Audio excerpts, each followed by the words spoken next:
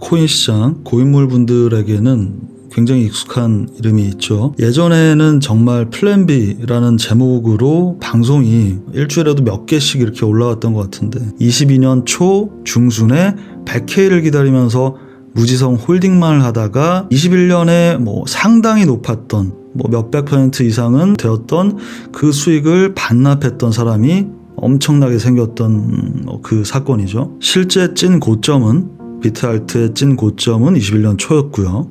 그 이후에는 하락장일 뿐이었고 2024년 말 현재 시점에도 그 이름만 없을 뿐이지 그와 거의 비슷한 논리로 앞으로의 시장도 생각하고 있는 사람들이 여전히 대부분이다.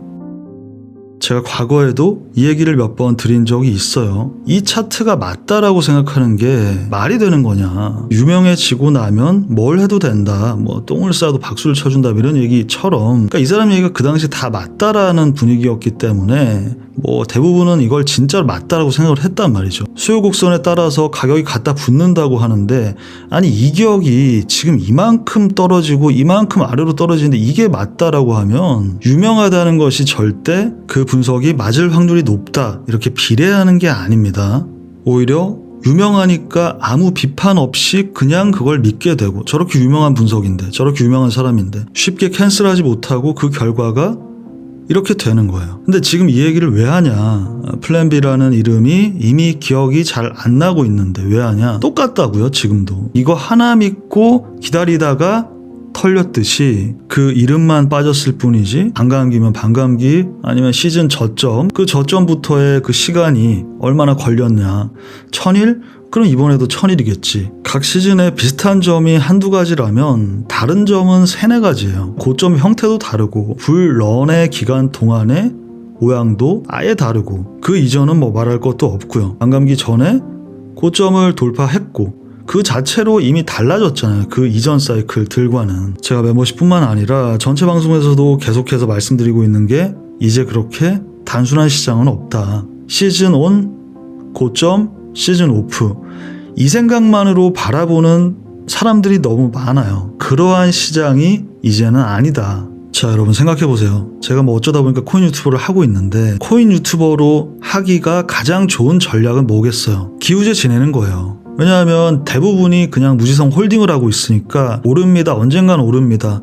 내려갈 때는 버티고 계속 희망적인 얘기 장기적으로 보면 오른다 이런 얘기 하면 되고 트레이딩을 하시는 분들도 어쨌든 올라야 신규도 들어오고 분위기가 좋아지니까 계속 오릅니다라고 하는 게 제일 편하고 좋아요. 근데 저는 그렇게 안 합니다. 올 초 2, 3월부터 익절하면서 올라가면서부터 이제 조심해야 된다.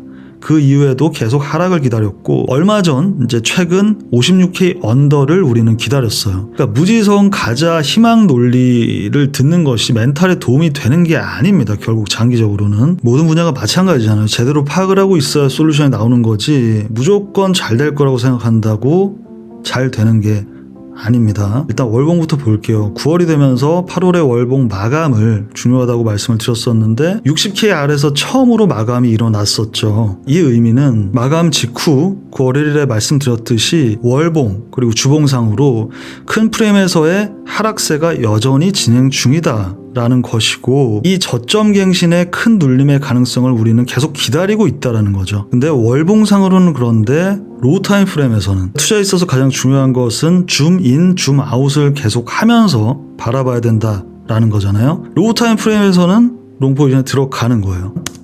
혹은 64K 부근일 수도 있고 저점 부근으로 다시 한번 내려올 가능성을 여전히 열어두고 계셔야 돼요. 아직 결정난 부분이 차트상으로도 전혀 없다.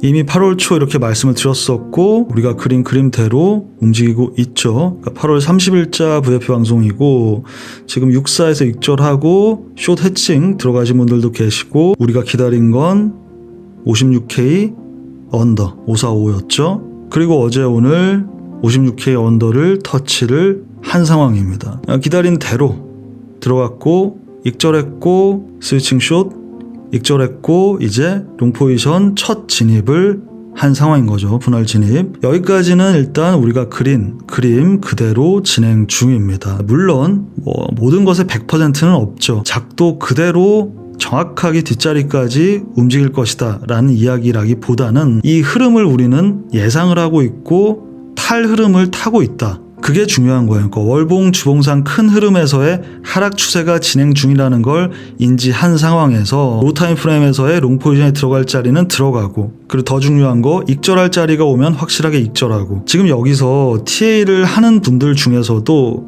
헷갈리시는 게 뭐냐면 56도 들어갈 자리인 것 같고 54도 그런 것 같고 52까지 열려있는 것 같고, 근데 그렇게 보면 또 51도 들어갈 자리인 것 같고, 그렇게 치면 또 50, 49, 농담하는 게 아니라 49, 48, 47, 4 계속 나올 겁니다.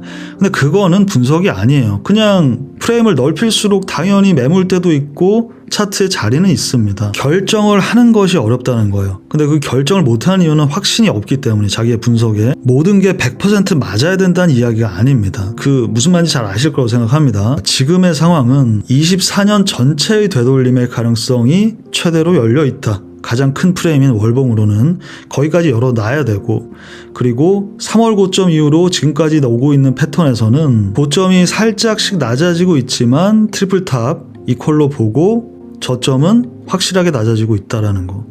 여기서 한 번 더 내려가면 어디예요? 40K 중반입니다. 24년 전체 되돌림, 그렇게 되면 40K 초반입니다. 거기까지를 보고 있지만 최대 여기서는 들어갈 자리가 맞아요.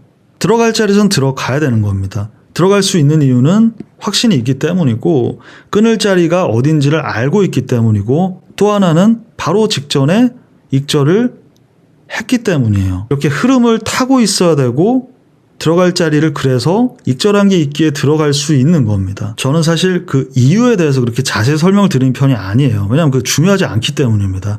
떨어지면 하락 이유를 찾습니다. 요즘 많이 하는 건 ETF 유입량이 어떻다, 유출량이 어떻다. 근데 제가 계속 말씀드리죠. 가격이 떨어지면 얘네도 멈추는 거고, 가격이 올라가면 얘네도 들어오는 겁니다. 온체인 이상으로 활성화 주소가 떨어지고 있다라든가, 데드크로스, MVRV라든가 저것도 마찬가지입니다. 가격 움직임이랑 똑같아요. 어차피 가격이 결국 떨어지니까 그 이후에 직후든 조금 지나서든 모든 지표도 따라오는 것 뿐이에요. 다 마찬가지입니다. SOPR이 어떻다, UTX가 어떻다, 대단한 자료를 얘기하는 듯이 얘기하는 사람들도 많겠지만 결국 뭐냐, 가격이 오르기 시작하면 들어오지. 불장 시작이구나 하면서 들어오잖아요. 올 초에 그랬잖아. 3월에 들어오면 이제 떨어지지. 당연한 얘기. 가격이 오르면 이제 또 올라갈 겁니다. 결국 모든 지표는 가격 이후에 후행성으로 반영이 되고 그 이후에 나옵니다. 근데 목적이 이건데 왜 그 이후의 분석에 집중을 하시냐는 거야. 그러니까 가격의 움직임의 90%는 집중을 하시고 나머지 10%만 그냥 다른 걸 이제 보시면 되는 겁니다. 지금 LTF 상에서는 첫 진입을 고려해 볼 만한 장소가 왔어요. 그렇지만 여기서의 이 진입이 고점까지 또 원웨이로 간다, 그렇게 보기는 어렵고요. 어느 정도의 반등이 나오면 익절을 해야겠죠.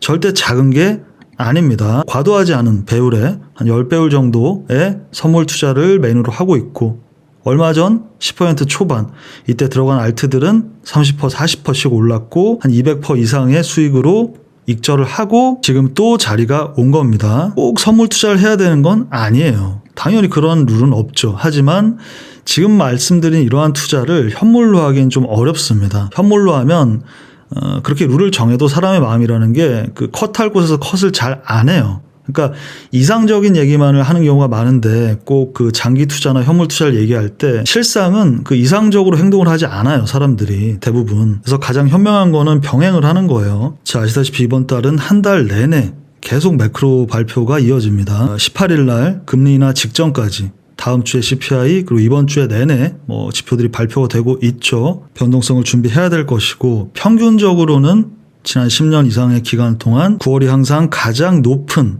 하락률을 보여온 달이다. 특히 대선 직전에는. 그러니까 이런 건 공중파 뉴스에도 나오는 내용이니까 다들 아실 거라고 생각을 하고, 하여튼 그렇기 때문에 뉴스가 한 달 내내 쏟아질 겁니다. 결국 기준은 차트가 되어야 되고 그럴 수밖에 없다라는 거. 저 사람들과 우리가 유일하게 같이 공유하는 건 차트밖에 없어요. 오늘 전체 방송 여기까지 말씀드리고요. 오늘 방송 자세히 정독을 하셨다면 제가 지금 비트코인, 코인 시장에 관해서 부정적인 얘기를 하는 게 아니란 걸 아실 겁니다. 코인 시장은 여전히 대다수의 사람들에게 가장 큰 기회인 시장입니다. 그리고 이번 시즌은 마지막 기회죠. 항상 그랬듯이 돈을 버는 것은 언제나 소수입니다. 모두가 같이 돈을 벌 수는 없죠. 이 방송을 보고 계시는 여러분들이 그 소수에 속하시길 바라면서 같이 한번 계속 지켜보도록 하겠습니다. 감사합니다.